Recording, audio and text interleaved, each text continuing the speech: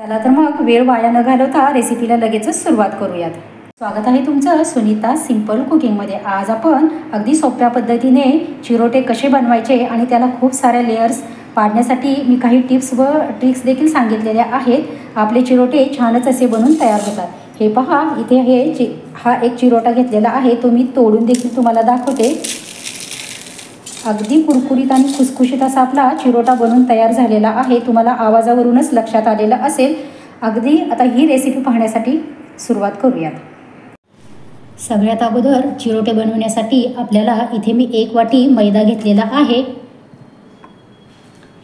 1 वाटी मैदा घेतलेला आहे। आता आपण तो चाळून घ्यायचा आहे व्यवस्थित, म्हणजे त्यामध्ये असलेला काही कचरा वगैरे असेल तर तो निघून जाण्यास मदत होईल।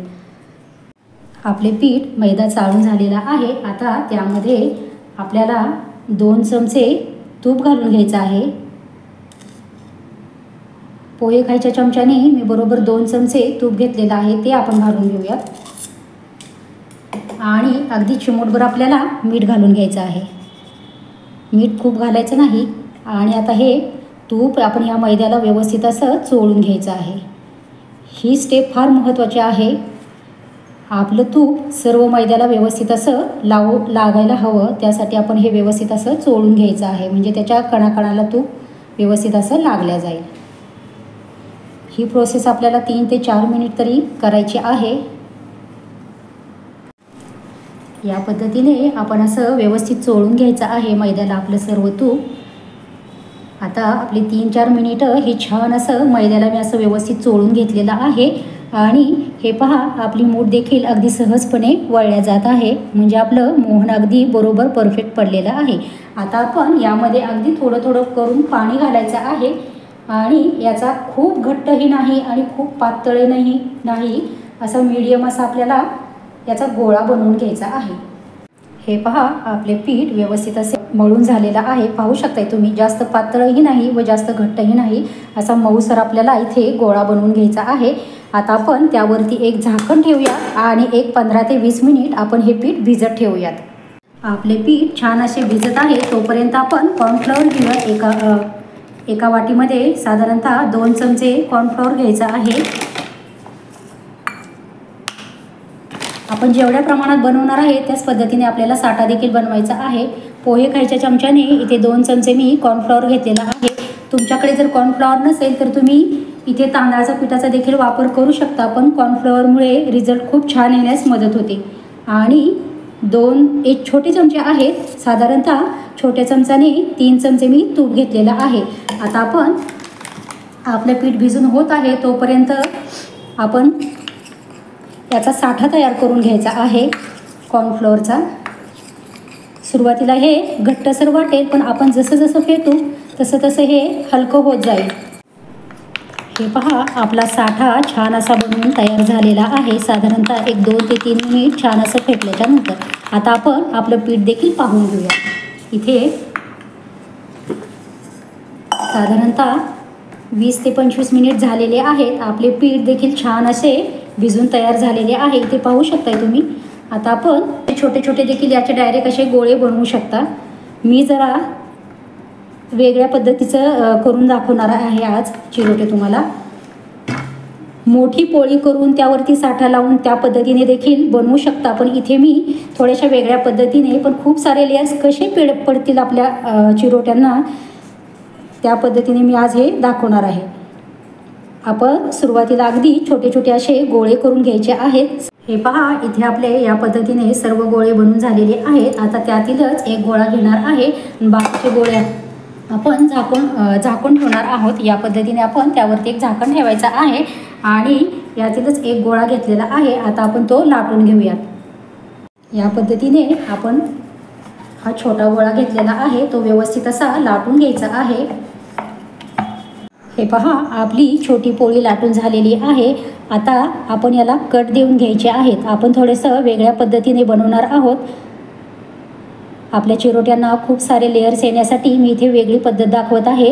व्हिडिओमध्ये दाखवले आहे त्या पद्धतीने या असे कट करून घ्यायचे आहेत। अगदी जवळजवळ कट करायचे आहेत। शेवटचे दोन्ही साईडचे थोडंसं कट करायचं शिल्लक ठेवायचं आहे आणि अगदी जवळजवळ ह्याला उभे असे कट मारून घ्यायचे आहेत पूर्ण चपातीला। हे पहा, या पद्धतीने असे कट मारून झालेले आहेत। आता आपण अगदी थोडासा साठा घ्यायचा आहे आणि सर्व पोळीला व्यवस्थित असा लावून घ्यायचा आहे। आपल्या सर्व पोळीला कट देऊन झालेले आहेत। अगदी थोडा थोडा साठा घेऊन आपण ह्या सर्व पोळीला व्यवस्थित असा सर्वत्र लावून घ्यायचा आहे। आपला साठा लावून झालेला आहे। अगदी या पद्धतीने हलक्या हाताने आपल्याला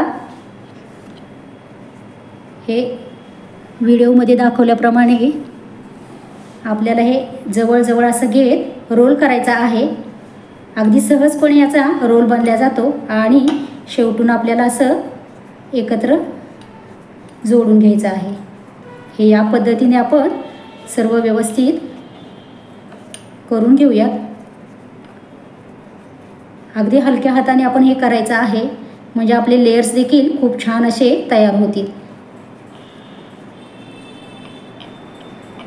शेवटी असं दाबायचं आहे शेवटचे दोन्ही टोकं, म्हणजे आपले लेयर्स असे सुटणार नाहीत।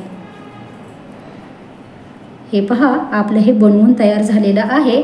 शेवटी अगदी दोन्ही साईडला किंचितसं आपण हलक्या हाताने असं प्रेस करून घ्यायचं आहे आणि आता आपण या पद्धतीने असं पीळ मारून घ्यायचं आहे, म्हणजे आपले लेयर्स व्यवस्थित असे निघतील। आणि हलकासा पीळ देऊन पुन्हा हे असं खालीच ठेवून असं गोल या पद्धतीने आपल्याला फिरवून घ्यायचं आहे आणि हा शेवटचा जो भाग आहे तो खालच्या साईडला घालून असा फोल्ड करायचा आहे आणि अगदी हलक्या हाताने याला दाबून हे या पद्धतीने असं तयार होईल। आणि आता आपण हे याचा चिरोटा बनवायला लगेचच घेऊयात। अगदी हलक्या हाताने आपल्याला हे लाटून घ्यायचे आहेत, फार जोर लावायची गरज नाही आहे, म्हणजे आपले लेयर्स सुटणार नाहीत त्यासाठी। हे पहा, आपले हे लाटून तयार झालेले आहे। एवढ्याच साईजचे आपल्याला सर्व चिरोटे बनवून घ्यायचे आहेत। हे पहा, इथे आपले सर्व चिरोटे बनवून छान असे तयार झालेले आहेत। लेयर्स देखील तुम्हाला मी दाखवत आहे व्हिडिओमध्ये, छान असे पडलेले आहेत। इकडे मी गॅसवरती कढईमध्ये तेल गरम करायला ठेवलेलं आहे। तेल आपलं छान असं गरम झालेलं आहे। आता आपण त्यामध्ये हे चिरोटे आहेत बनवलेले ते सोडून घेऊयात। तेल तापलेलं आहे चांगलं। आता आपण गॅस मीडियम करायचा आहे। तेल तापल्यानंतर एकदा मीडियम गॅसवरतीच आपण हे सर्व चिरोटे तळून घ्यायचे आहेत छान असे। हे पहा, एका साईडनं आपले होत आलेले आहेत। आता आपण दुसऱ्या साईडनं देखील करून घ्यायचे आहेत। हे असे अगदी हळूच आपण हे पलटी करून घेऊयात। हे पहा, इथे आपले चिरोटे छान असे तळून झालेले आहेत। हलकासा तांबूस रंग याला आलेला आहे आणि आपले लेयर्स देखील छान असे पडलेले आहेत। आता आपण ते काढून घेऊयात।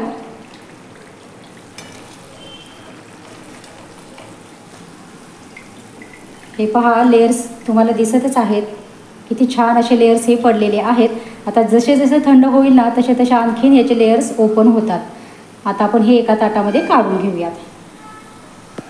हे पहा, इथे आपले सर्व चिरोटे छान असे बनून तयार झालेले आहेत। तुम्ही लेयर्स देखील याचे पाहू शकताय, खूप सारे लेयर्स आपल्या चिरोट्याला पडलेले आहेत।